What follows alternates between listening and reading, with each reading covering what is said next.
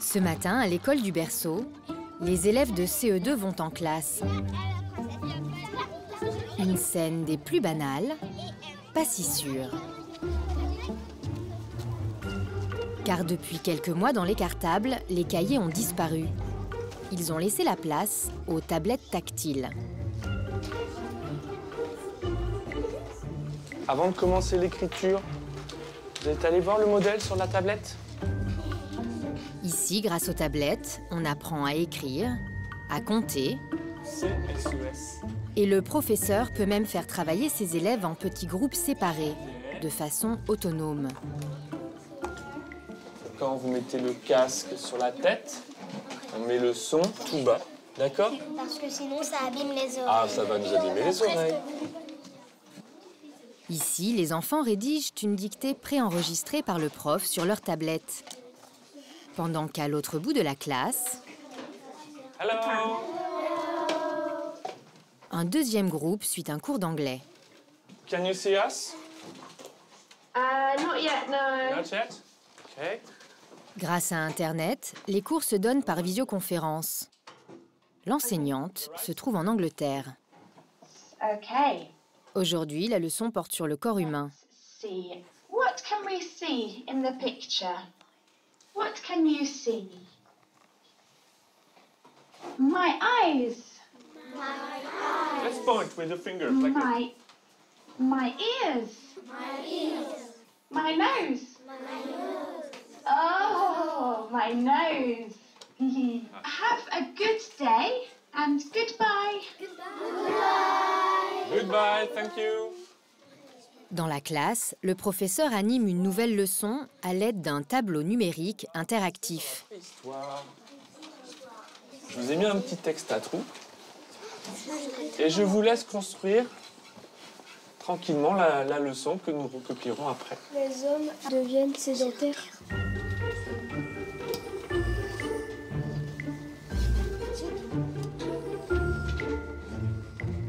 Ils viennent interagir, eux, sur la leçon. Ils sont un peu plus acteurs, en fait, finalement, de leurs apprentissages. Donc là, je peux faire bouger les pages. Je peux choisir un document à travailler avec les enfants. Je peux écrire. Je peux faire un petit jeu d'étiquettes, de petits caches.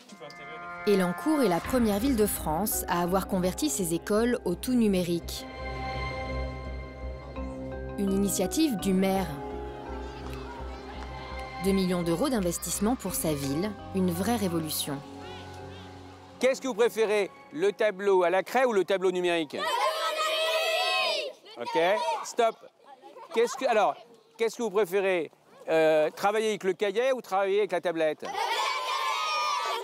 Tous les enfants ont le même degré à peu près d'appropriation, d'adhésion, de plaisir à utiliser des supports numériques. Donc ça augmente bien sûr ce fameux plaisir d'apprendre et donc a priori les résultats scolaires.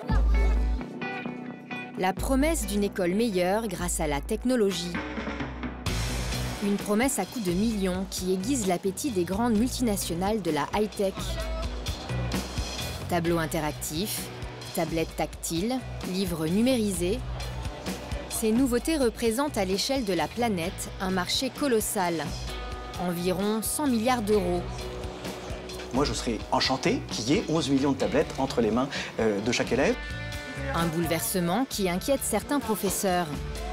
J'ai peur qu'il y ait un repli sur soi de l'enfant, où le rapport au savoir ne se ferait pas par la communication avec les autres, mais simplement par la communication à travers un support. À quoi ressemblera l'école du futur? Les programmes pédagogiques tomberont-ils aux mains de multinationales sans lien direct avec l'éducation? L'arrivée du numérique annonce-t-elle la fin des professeurs? Enquête sur l'école du futur.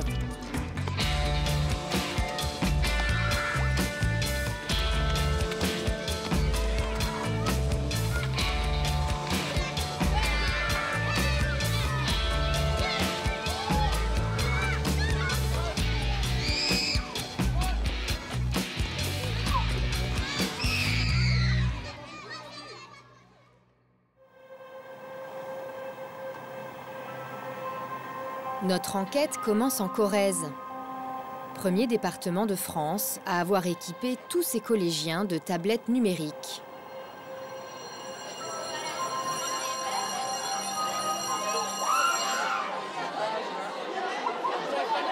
Ce matin, c'est cours d'anglais version 2.0 dans cette classe de 5e. Raphaël Sis est professeur d'anglais. Il était là quand les premières tablettes sont arrivées en 2011. Il les a tout de suite utilisées dans ses cours. Can you take your iPads, please? So, number 1 is the video. Raphaël a choisi une vidéo sur Internet, la biographie de Serena Williams. My favorite tennis player is Serena Williams. I will tell you a little bit about her. Les élèves doivent faire un résumé de la vie de la joueuse pour ensuite participer à un débat en classe. Can you tell me about her name, please? Let's go. Yes, Mathis. Her name is Serena Williams. That's right. What about the birth date? Let's repeat. Yes, Roman. She was born on September the 26th, 1881. 1881, are you sure? 1981. 1981. Puis les élèves vont enregistrer leur voix sur la tablette. 2 people, questions and answers. Ce qui aide même les plus timides à se lancer. When did she start playing tennis? She started playing tennis in 3 years old. C'est chouette de s'enregistrer sur l'iPad. Moi j'aime beaucoup, parce qu'après quand on est chez soi, on peut entendre bien correctement comment on a prononcé les mots. Ça aide un petit peu ceux qui ont des difficultés, surtout, je pense. Could you send it to me by email, please? All right, on you go. Les conversations sont envoyées par mail au professeur. Les corrections sont enregistrées sur un fichier audio. She wins the Grand Slam in 1999. She won the Grand Slam in 1999. Okay, apart from that, everything was good. Thank you very much. Aujourd'hui en France, un cours comme celui-là est une exception. Moins de 10% des élèves bénéficient d'un matériel informatique en classe. All right. Perfect then. Une situation que le gouvernement s'est engagé à améliorer. Car le numérique à l'école, François Hollande y croit depuis longtemps. Goodbye. Thank you. C'est un peu Noël avant l'heure. 130 collégiens de Corrèze reçoivent ce soir un ordinateur portable puissant. En 2009, François Hollande, alors président du Conseil général, avait doté chaque collégien de Corrèze d'un ordinateur. Les départements seront équipés. C'est bien que les élèves puissent être satisfaits, joyeux, d'avoir un matériel qui va leur permettre de travailler. 2 ans plus tard, il distribue dans tous les collèges de Corrèze la dernière innovation numérique, la tablette tactile. Une première en France. C'est trop bien, on a un iPad là. Arrivé au sommet de l'État, François Hollande fait du numérique à l'école un des piliers de sa réforme scolaire. L'école du futur, ça commence par les nouvelles technologies. Je ne veux pas céder à l'illusion du tout numérique. Mais il est clair que cette nouvelle donne modifie le rôle de l'enseignant, transforme les savoirs et affecte les pédagogies. Je demande au gouvernement de prendre rapidement les initiatives pour réussir à relever ce beau défi du numérique. Le numérique peut-il sauver une école qui va de plus en plus mal? Sur 12 millions d'élèves, 25% sont en situation d'échec scolaire. Parmi eux, 140 000 quittent l'école sans diplôme chaque année. Un échec pour un ministère doté du plus gros budget de l'État, 68 milliards d'euros en 2014, 8 fois plus que celui de la justice.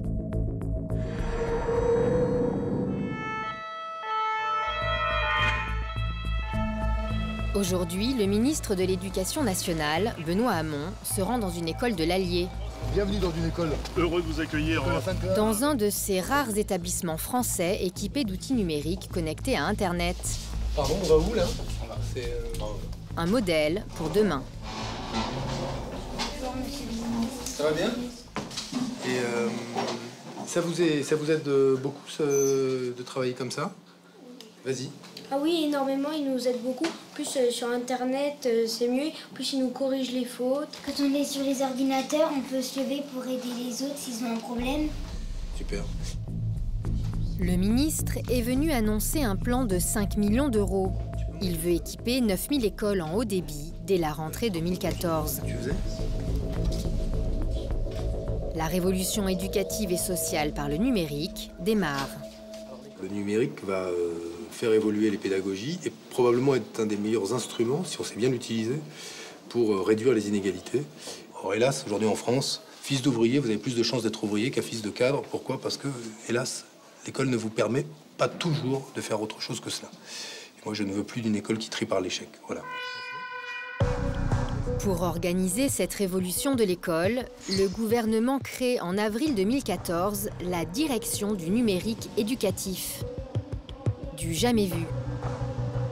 À sa tête, Madame Becchetti-Bizot.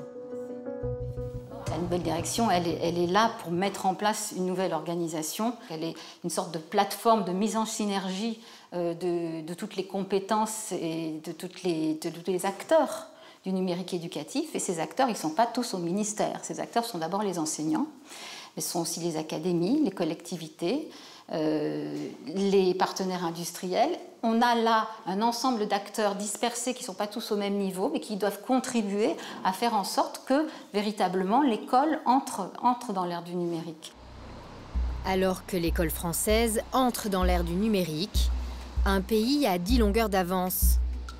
L'Amérique, où 60% des élèves étudient déjà avec l'informatique. Nous nous envolons pour la Caroline du Nord, à Mooresville. 32 000 habitants, dont 40% en situation de précarité. Ici, il y a quelques années, la moitié des élèves étaient en échec scolaire, un des pires résultats du pays. Montrée du doigt, la ville décide de réagir. En 2007, elle demande à 7 hommes d'organiser le changement dans ces écoles. Sa solution, le numérique. À l'époque, certains élèves avaient accès à la technologie et à la culture, mais on savait qu'un grand nombre d'entre eux n'avaient pas accès aux bibliothèques ni aux connaissances disponibles sur Internet. J'étais convaincu qu'en donnant aux élèves un ordinateur pour travailler et en réduisant cette fracture numérique, cela réduirait aussi l'inégalité des chances. Sans augmenter son budget, Mark Edwards arrête d'acheter des livres et équipe chaque élève d'un ordinateur chargé d'applications éducatives dernier cri. Dans les écoles élémentaires de la ville, les élèves apprennent désormais à lire grâce à des logiciels. Une leçon ludique aux allures de dessin animé. Bienvenue, explorateur, dans le laboratoire d'Antoine Lavoisier à Paris, en France. Aujourd'hui, Joshua, élève de CM1, doit lire l'histoire du chimiste français Lavoisier. De quel livre s'agit-il? Il s'agit du traité élémentaire de chimie de Lavoisier. Bonne lecture! Alors qu'il lit, Joshua est évalué par la machine. S'il avance trop lentement, ou s'il s'arrête pour demander à l'ordinateur la définition d'un mot. Définition de métropole. Une très grande ville. New York, par exemple. La machine le prend en compte, analyse les comportements de Joshua et envoie un bilan de ses progrès à l'institutrice. Voici les résultats de Joshua en compréhension. Là, on voit qu'il avait des difficultés en début d'année. Mais grâce aux indications du logiciel, j'ai pu lui donner des exercices supplémentaires en classe. Et il a fait beaucoup de progrès. On voit qu'il est passé du rouge au vert. Et ça, c'est formidable. Faute de grammaire, lacunes en vocabulaire, rythme de lecture, rien n'échappe au logiciel. En vocabulaire, on voit qu'il a des problèmes. Donc, Mon travail de professeur, c'est d'être vigilante sur ce point et de l'aider. Et le logiciel va aussi lui donner des exercices supplémentaires à faire. Le logiciel n'est-il pas en train de vous remplacer? Ah non, pas du tout. En réalité, ça me rend meilleure. C'est vrai que le logiciel apprend des choses aux élèves, mais d'une façon qui me permet, moi, l'enseignante, de me concentrer sur leurs vrais besoins. Et ça n'a pas de prix. Je suis devenue dépendante de ce logiciel. Si demain, on me le retirait, je serais très, très contrariée. Pour Mark Edwards, l'homme qui a fait entrer le numérique dans les classes désespérées de Mooresville, la méthode était risquée. Mais elle a réussi au-delà de toute attente.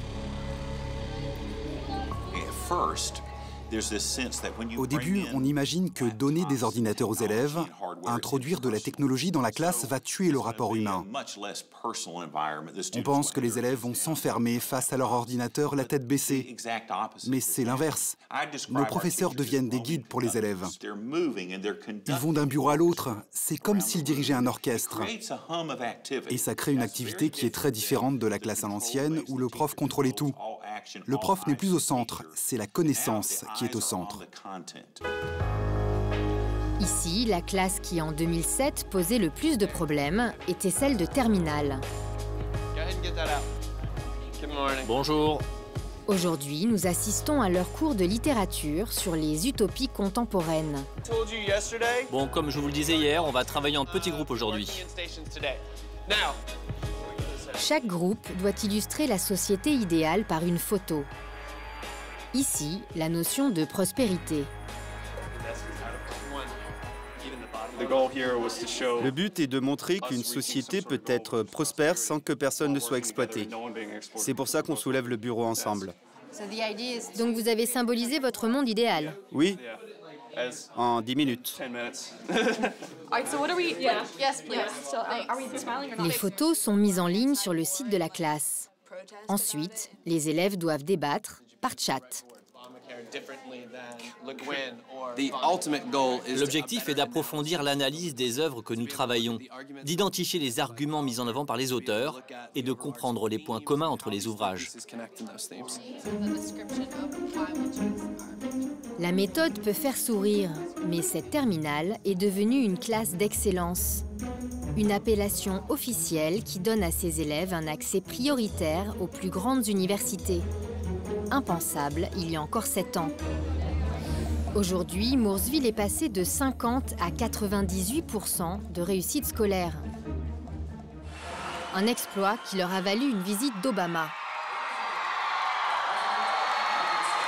Pour le président, Mooresville est un exemple à suivre.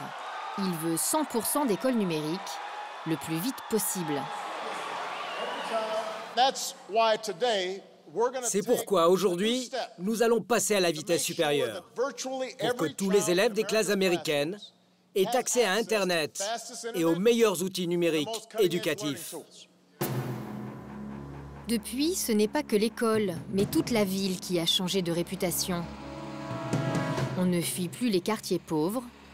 Au contraire, on vient s'installer à Mooresville pour offrir à ses enfants le meilleur de l'éducation. C'est le cas de Fiona, 14 ans. Dès qu'ils ont entendu parler du programme numérique de Mooresville, ses parents ont quitté Miami en Floride pour acheter cette maison. Salut maman. Ça a été aujourd'hui? Ouais, très bien. Quels sont vos rêves pour Fiona? J'espère qu'elle arrivera à rentrer dans l'université dont elle rêve, Harvard. Elle a de l'ambition. C'est d'ailleurs pour ça qu'on a acheté une maison ici, pour la qualité des écoles. Elles sont très avancées. Elles offrent la meilleure éducation de la région. L'école du futur, c'est aussi moins de devoirs. Depuis l'arrivée du numérique, de nombreux profs les ont supprimés. À la place, Fiona prépare son cours de statistique du lendemain, grâce à cette vidéo préenregistrée. Ça s'appelle la pédagogie inversée. Tu peux regarder la vidéo à ton rythme, tu peux faire des pauses pour être sûr de bien comprendre, ou tu peux aussi aller plus vite si tu trouves ça facile. Et le lendemain, en classe, on revient sur la leçon et s'il y a quelque chose que tu n'as pas compris, le prof peut t'expliquer. Je trouve que c'est beaucoup mieux.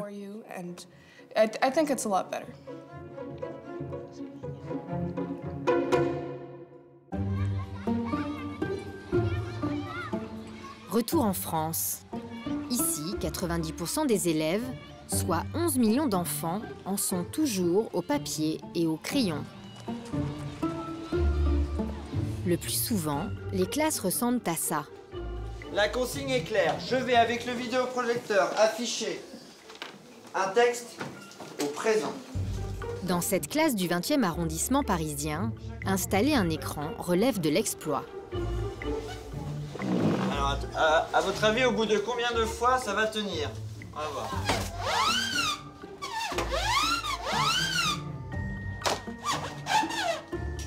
Petit problème technique. Ça vous fait rire, hein? L'école high-tech à l'américaine est encore bien loin. Le matériel est absent et les profs pas préparés. Je désire vraiment avoir accès à ces outils-là. Or, je n'ai pas les moyens financiers. On n'a pas de budget pour ça. Et surtout, on n'a pas de formation. Je me retrouverai avec des iPads pour tous les élèves dans la classe, je ne saurais pas quoi en faire. J'ai mis en gras les verbes que vous ne voyez pas très bien, j'en suis navré, ok? Ces verbes-là sont au présent. La France entame aujourd'hui son virage numérique. Il va donc falloir acheter du matériel informatique. Tablettes, ordinateurs, tableaux interactifs, mais aussi des logiciels éducatifs quasiment inexistants dans l'Hexagone. Le marché anglo-saxon, en revanche, en déborde déjà. Nous sommes à Londres, au BET, le salon des technologies de l'éducation. Tout le monde du numérique à l'école s'y est donné rendez-vous.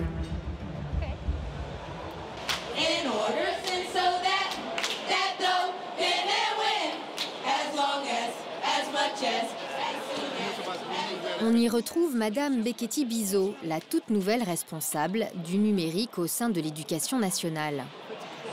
Je vous présente la société Education City. Elle est venue découvrir ce qui pourrait demain équiper nos écoles. Je voudrais vous montrer ce qu'on peut proposer en français. On a des activités pour les élèves de 3 ans. Si vous avez un tableau blanc interactif dans vos classes, on a ce logiciel qui permet aux enfants d'apprendre l'alphabet en chantant. Voilà, il suffit d'appuyer là. Je suis très surprise par la richesse et la diversité de ce qui est proposé, par la vitalité des petites entreprises qui sont là et qui cherchent vraiment à s'adapter aux besoins de la communauté enseignante. Aujourd'hui, le ministère de l'Éducation nationale est prêt à fournir tous les enfants en tablette. Le ministère n'est pas prêt à acheter pour l'ensemble, ce serait impossible, hein, vous imaginez le coût que ça représenterait. En revanche, il est prêt à nouer des partenariats, à imaginer des consortiums avec les collectivités et les entreprises, peut-être, hein, je ne sais pas si on va le faire, mais on va essayer de faire ça, pour qu'effectivement il puisse y avoir, qu'on puisse encourager, faciliter l'équipement. Des partenariats qui font rêver les industriels, car le marché à conquérir est énorme. Sur le plan mondial, il est estimé à 100 milliards d'euros et les prévisions de croissance donnent le tournis. Plus de 1500% pour les 10 ans à venir. Aujourd'hui, le leader sur le marché de la tablette éducative, c'est Apple. Pourtant, la marque n'a pas de stand officiel sur le salon. Elle préfère mettre en avant ses partenaires, fournisseurs de contenu, les fameux logiciels éducatifs. Pourquoi la société Apple est-elle absente du salon? Parce qu'on n'a plus besoin d'expliquer ce qu'est un iPad. Tout le monde sait ce que c'est. En revanche, on doit prendre les gens par la main et leur faire des démonstrations pour leur montrer le potentiel éducatif de nos logiciels. Ensuite, ils pourront décider si ça les intéresse ou s'ils veulent acheter chez nos concurrents. Et c'est là qu'on est utile. On est là pour conseiller des écoles, pas pour leur forcer la main. Mais vous savez, dans les écoles qu'on a équipées, on a pu constater des changements incroyables. Et c'est une vraie motivation pour nous.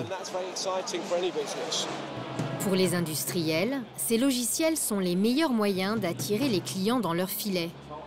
Une fois achetés, vous devenez dépendant de leur système informatique. Dans la plupart des cas, votre logiciel Mac n'est utilisable que par un ordinateur ou une tablette Mac. Idem pour les PC. Nous sommes allés voir l'autre géant du numérique, Microsoft. Pour découvrir leur stratégie de vente, ils nous invitent dans un showroom de logiciels et matériel éducatif à Paris. Ce lieu a été baptisé la classe immersive. Voilà, bien vous asseyez par terre là. Non. Mise en place il y a 2 ans au siège de l'entreprise, ici les profs et leurs élèves sont invités à découvrir l'école de demain selon Microsoft. Bonjour, je suis Nao, un robot humanoïde. Je viens de la planète Saturne. Ce jour-là, une prof à la retraite engagée par la multinationale nous fait une petite démonstration devant quelques cobayes. Qu'est-ce que c'est ça? C'est la Terre. Wow. Il va falloir écrire le nom des planètes. Donc vous prenez sur stylo, là, vous choisissez une couleur, voilà, mets-le debout. Le but, séduire les élèves et leurs profs pour vendre aux établissements scolaires une classe du futur, clé en main. Continue à bouger. On va sortir une image d'un livre. Hop. T'as de la lave, t'as de la fumée. Voilà, qui sort. Après, ça sort d'où? L'homme qui a eu l'idée de ce showroom, c'est Thierry de Vulpilière, le responsable éducation chez Microsoft France. On est chez Microsoft, notre sujet, c'est aider la passion pour l'éducation des enseignants et des élèves. 55% des enfants français s'ennuient à l'école, c'est dommage. Eh bien, c'est parce qu'on va déplacer la façon d'enseigner et on va impliquer davantage les élèves que ces outils viennent naturellement s'insérer dans ce nouveau mode d'apprentissage. Ce qu'on souhaite, c'est qu'effectivement, l'ensemble des élèves puissent bénéficier du numérique. Moi, je serais enchanté qu'il y ait 11 millions de tablettes entre les mains de chaque élève. La difficulté pour Thierry de Vulpilière, la loi interdit de faire de la pub dans les écoles. Alors, pour contourner le problème, Microsoft a trouvé une autre stratégie. Nous allons vous montrer comment, depuis des années, l'entreprise américaine noyote l'éducation nationale pour vendre ses produits.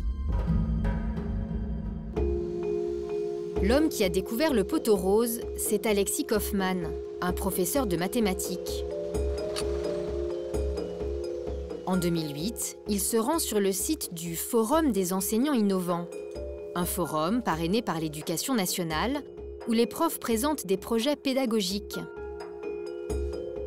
Alexis y découvre une photo qui l'intrigue, celle de cette petite fille asiatique assise dans une classe. J'ai pu montrer que le site du premier forum des enseignants innovants utilisait des images qu'on retrouvait sur les sites officiels de Microsoft. Donc ils ont fait ça. On voit qu'ils ont un petit peu bâclé le travail. Ils n'ont même pas pris le soin de maquiller, de changer les images. Ah si, ils l'ont renversé. Ah, c'est vrai, ils l'ont renversé. Alexis veut savoir pourquoi une photo de Microsoft se retrouve sur le site. Il découvre alors que la multinationale est à l'origine de ces forums et qu'elle continue de les financer en toute discrétion.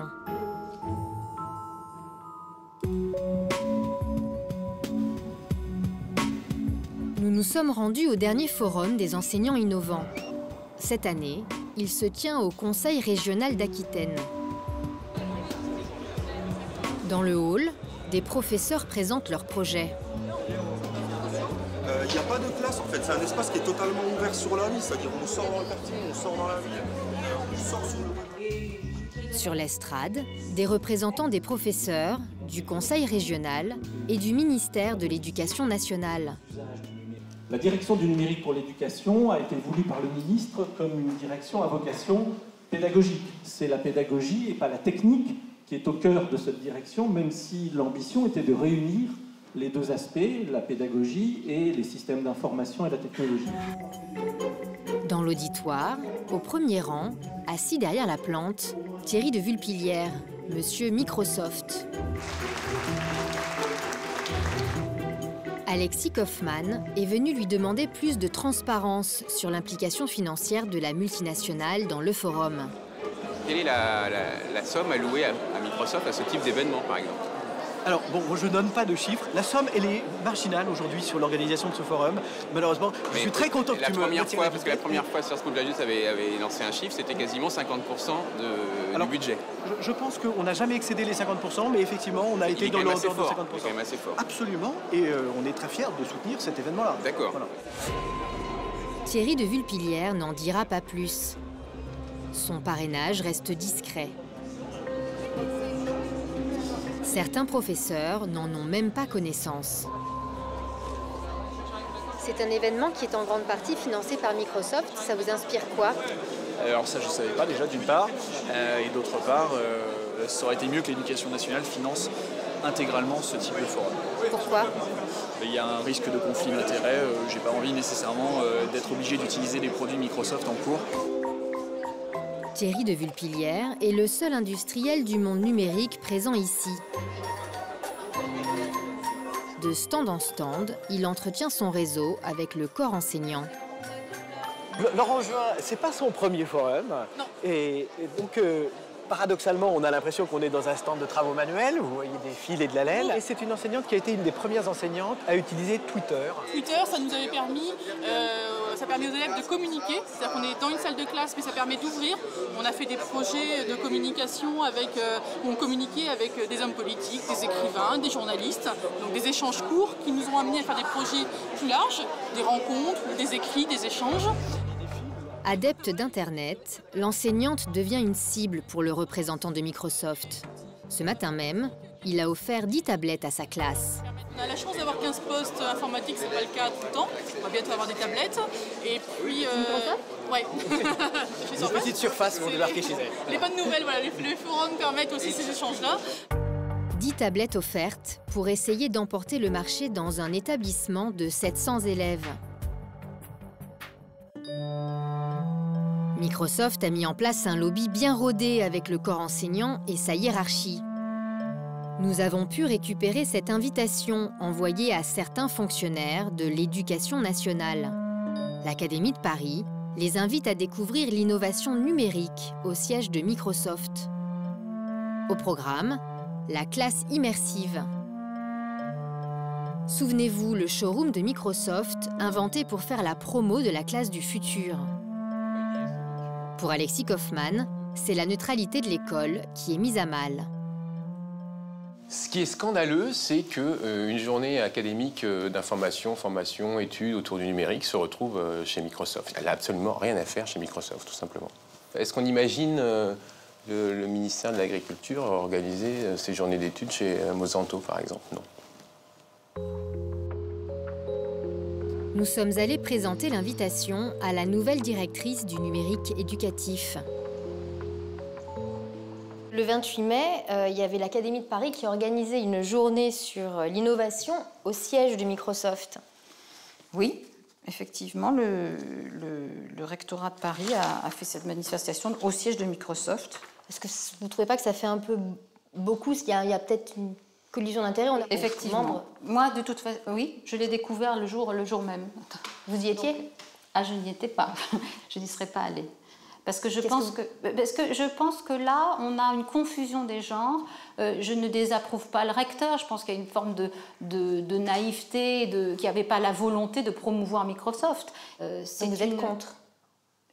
Je suis ni pour ni contre. Je pense que ce n'est pas du tout une politique du ministère de l'Éducation nationale que d'organiser, avec Microsoft en particulier, des choses de ce type-là. Et qu'il faudra cadrer, effectivement. Ça fait d'ailleurs partie des projets immédiats que j'ai en ouvrant cette direction.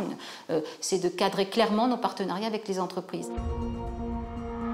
Les multinationales ont des lobbies puissants et rien ne semble les arrêter dans leur conquête de l'école du futur. Récemment, ils se sont attaqués à un amendement de la loi de refondation de l'école.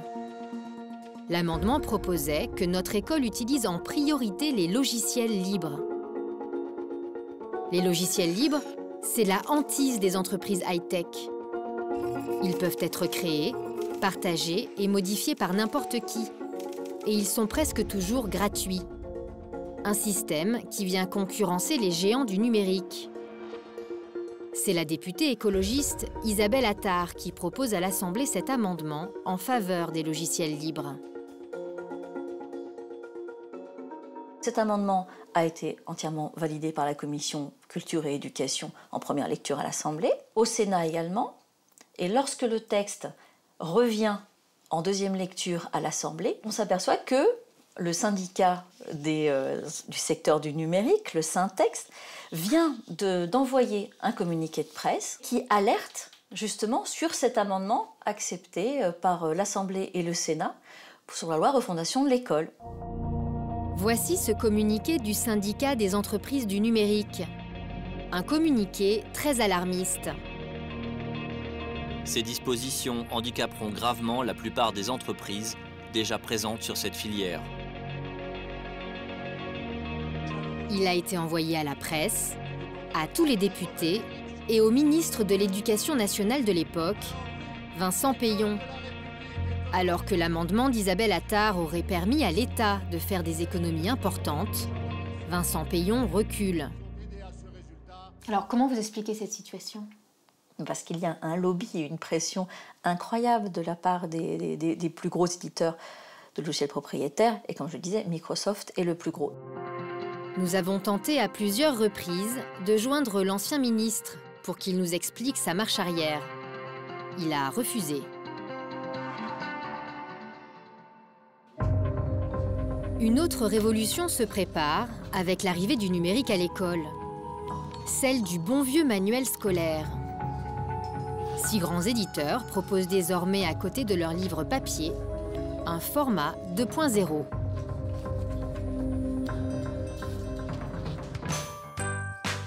Bienvenue dans les manuels interactifs, des manuels multi-supports, enrichis de nombreuses ressources multimédia.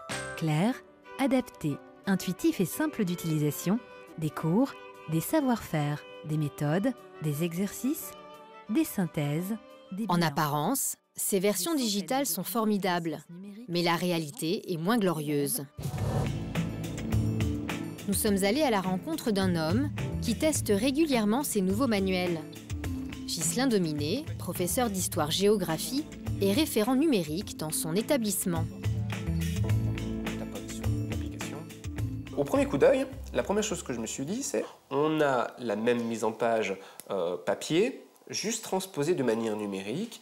Et comme on peut le voir, on a des petites zones qui sont mises en surbrillance. Donc si je tapote dessus, je n'ai pas de zone particulièrement interactive. Pas d'interactivité, seulement quelques bonus, et souvent sans intérêt. Oh, on a ici quand même quelque chose d'important. On le voit, on a une icône qui clignote. Ah, j'ai du manuel enrichi, j'ai une vidéo. Alors, Les pyramides de Gizeh. c'est pas mal. Si on met une vidéo, c'est pour quoi faire? Regardons dans les questions. Aucune question ne fait référence à la vidéo. Pourquoi l'a-t-on mis alors? Elle est vraiment juste là pour faire joli. Sans contenu pédagogique satisfaisant, Ghislain s'est mis à fabriquer de manière artisanale son propre manuel, vraiment adapté à son enseignement. On a la version audio, je vais pouvoir l'écouter dans l'application. Donc je vais pouvoir réécouter la leçon complète.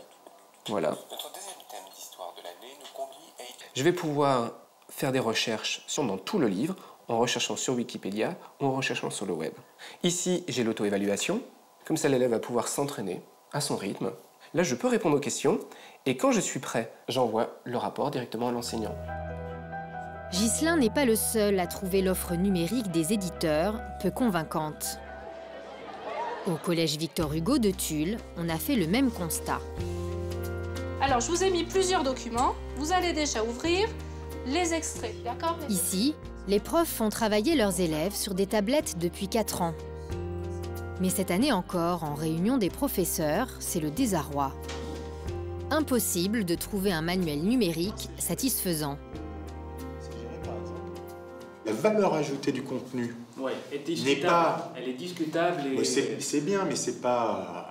Pourquoi aller, du coup, pourquoi aller prendre la version enrichie qui coûte cher et qui finalement n'a pas de plus-value pédagogique réelle. Un tarif préférentiel pour les collèges connectés. Résultat, dans l'établissement, on s'apprête à prendre une décision radicale. À un moment donné, les éditeurs classiques, le schéma qu'on a eu depuis des dizaines d'années dans l'éducation nationale ne fonctionne pas à l'ère du numérique, ben, on va se passer d'eux. Ce vers quoi on va tendre, à mon sens, c'est de développer en interne les possibilités de création de ressources propres à nous. On peut regarder, hein, si je veux prendre un schéma de l'appareil digestif pour mon cours sur l'appareil digestif, je vais sur Wikimedia, je tape Digestive System. Bon là, ici il est dans cette langue, mais je peux l'avoir dans toutes les langues. Je peux l'avoir en français ici, voilà. Oui, et c'est un document que je peux récupérer, je peux le modifier, je peux le proposer à mes élèves. Et ça, c'est des choses qui sont encore embryonnaires dans le monde enseignant, mais ça se développe. Dans ma matière, il y a une banque nationale de photos en SVT, libre et gratuite pour utiliser ces photos dans le cadre des cours, banque de vidéos sur le même principe, banque de schémas aussi qui ont été faits voilà, par des profs. Et donc tout ça, quand on est avec des systèmes de distribution numérique, pourquoi passer par les éditeurs? Nous avons contacté tous les plus gros éditeurs scolaires. Un seul a accepté de nous recevoir, Hatier. Nous sommes attendus par sa PDG.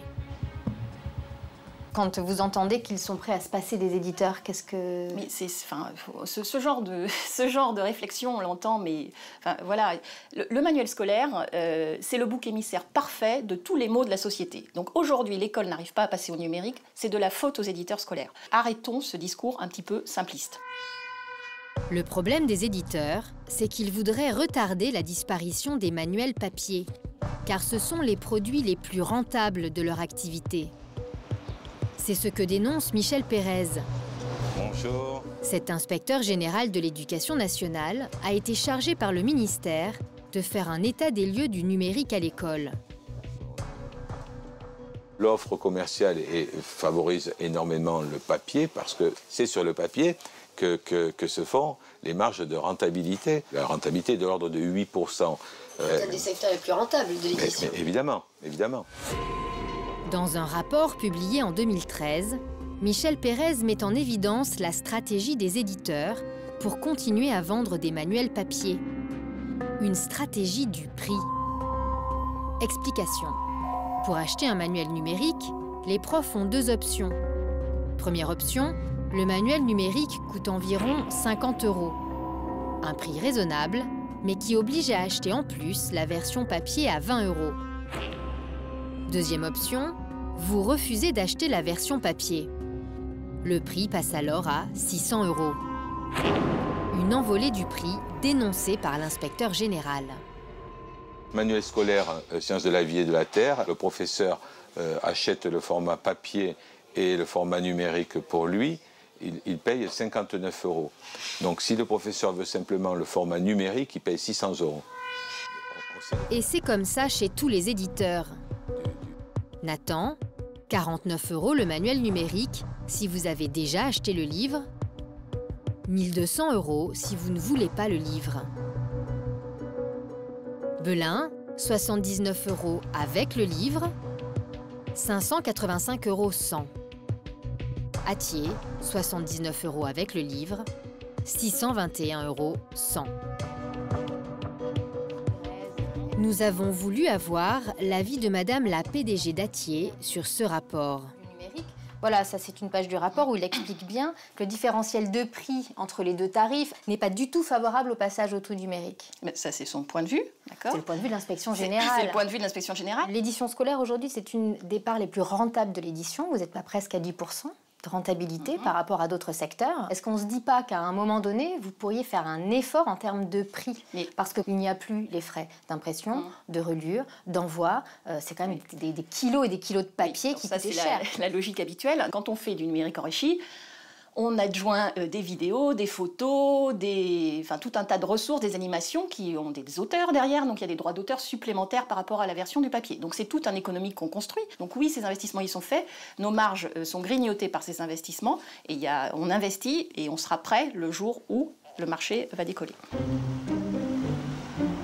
Pour l'instant, le numérique ne représente qu'1% du chiffre d'affaires des éditeurs scolaires français.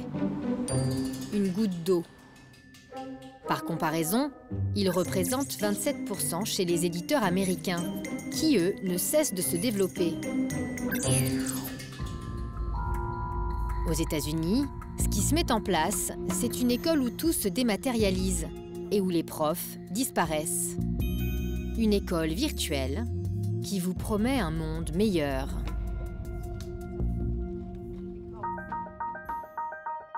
It's time. Time to push forward. Time to rethink the way we get an education. Time to stretch boundaries. To learn anything in the world, anywhere in the world. There are no bells here, no bus stops, no limitations. And above all, no end to the possibilities. This is your time. Go ahead. Direction la Floride, près de Miami. Ici, l'école virtuelle est entrée dans les classes. Bonjour à tous, comment allez-vous ce matin? Les élèves sont encadrés par des coachs éducatifs. Vous êtes prêts à faire des étincelles? Le show va commencer. Les cours sont fournis par un organisme d'enseignement à distance. La plupart du temps, les élèves sont livrés à eux-mêmes et travaillent chacun à leur rythme. Au début, j'avais peur. J'avais peur de ne pas réussir aussi bien qu'avant. Mais une fois qu'on s'habitue à travailler seul, c'est pas mal. Car on devient plus indépendant, on devient son propre prof en quelque sorte. Le prof n'est pas dans la classe. Les élèves le contactent par mail ou par texto. Il apparaît alors dans une petite fenêtre. Il ne fait pas cours, il est là uniquement pour répondre aux questions. Mr. Crider. Monsieur Crider? Pour mon devoir sur le chapitre 3, est-ce que je peux mettre une photo d'Elizabeth Van Loo? Oui, tu peux, Darshan, mais tu dois ajouter 2 autres photos pour illustrer la vie de ce personnage. Moi, je préférais avant, parce que les profs étaient là pour vous aider à apprendre des choses. C'est bien mieux que d'être tout seul devant son ordinateur. On avait plus d'échanges avec les profs. Moi, je préférais quand on les avait face à nous. Si les élèves ne sont pas tous satisfaits, le directeur de l'établissement, lui, est ravi. On pourrait imaginer une classe avec une centaine d'élèves en train de travailler sur leur ordinateur, puisqu'on doit juste les surveiller. Dans notre classe virtuelle, on a 44 élèves, soit l'effectif de 2 classes, ce qui permet d'économiser un professeur. Aux États-Unis, l'éducation en ligne gagne du terrain. Certains États, comme la Floride, l'ont rendu obligatoire. Une manière, selon eux, de préparer les enfants au monde de demain. Mais la méthode connaît ses premières dérives. Voici le siège de K12, la plus grosse école virtuelle aux États-Unis. Une société cotée en bourse qui pèse 750 millions d'euros. La société communique peu. Impossible de les rencontrer. Mais nous avons retrouvé une ancienne professeure qui a travaillé 2 ans pour K12. Une des rares qui a accepté de parler de son expérience de prof virtuelle, une expérience traumatisante. À l'époque, j'enseignais à 30 classes en même temps. La majorité des élèves ne travaillaient pas. Ils étaient complètement démotivés. J'avais des élèves qui avaient fait des tentatives de suicide.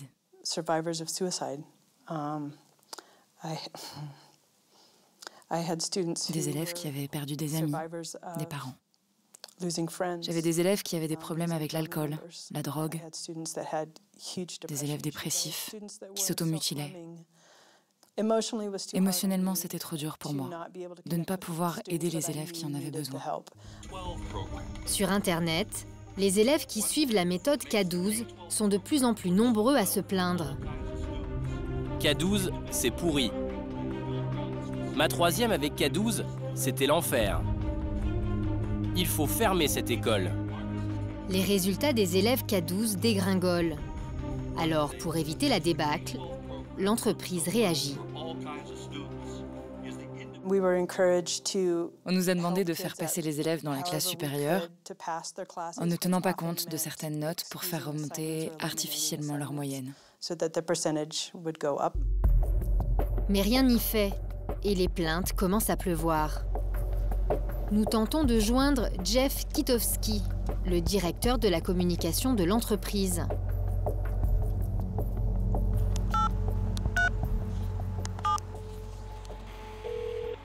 Jeff à l'appareil. Bonjour, je suis une journaliste française. Je vous ai déjà contacté à plusieurs reprises. C'est pour une interview télévisée, c'est ça? Oui. Je ne peux pas, j'ai rendez-vous avec ma fille. Vous ne voulez pas à cause de la plainte qui vient d'être déposée? Non. Qu'avez-vous à dire sur les résultats des élèves? Merci, au revoir. Peu importe les scandales, aujourd'hui la société vend ses cours en ligne dans plus de 110 pays. Pour l'instant en France, ce type d'école virtuelle est quasiment inexistant. Mais la révolution digitale est en marche. En cette rentrée scolaire, le gouvernement s'engage à ce que 70% des élèves français soient équipés d'outils numériques à l'horizon 2020.